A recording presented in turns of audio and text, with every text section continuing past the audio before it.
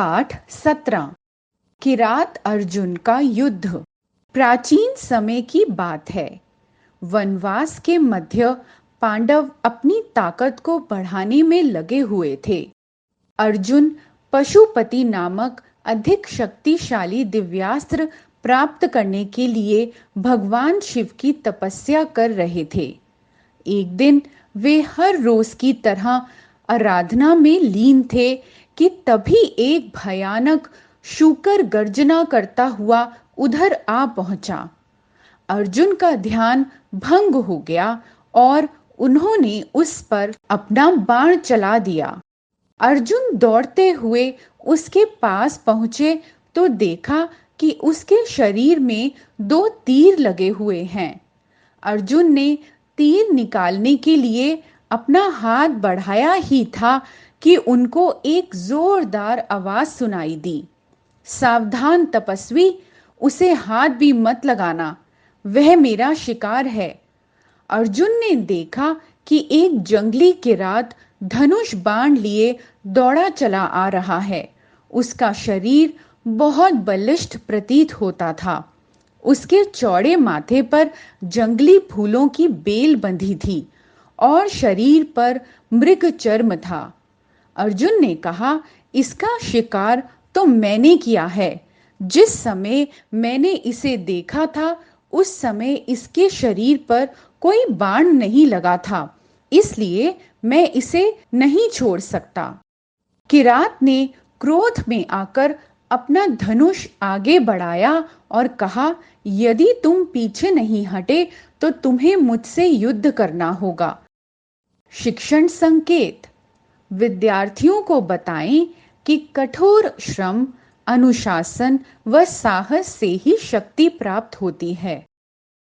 अर्जुन ने कहा, तब फिर इस शिकार का निर्णय युद्ध से ही होगा। देखते देखते दोनों के मध्य भीषण युद्ध आरंभ हो गया। बाण पर बाण बरसते रहे, लेकिन एक भी बाण किसी के शरीर को छू नहीं पाया। अर्जुन अब तक स्वयं को ही सर्वश्रेष्ठ धनुर्धर मानते थे, लेकिन किरात की फुर्ती देखकर उनके आश्चर्य का ठिकाना ना रहा। एक साधारण शिकारी से लड़ने में उन्हें अपनी पूरी विद्या का प्रयोग करना पड़ रहा था। कई घंटों तक युद्ध करने के बाद अर्जुन थकान से टूटने लगे। उन्हें लगा कि यह धनुर्विद्या से पराजित नहीं होगा।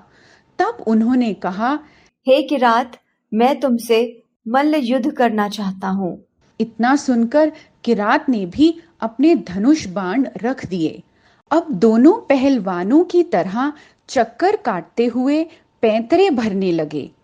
कभी कोई पटखनी देता तो कभी कोई। किरात उम्मीद से बहुत अधिक शक्तिशाली था।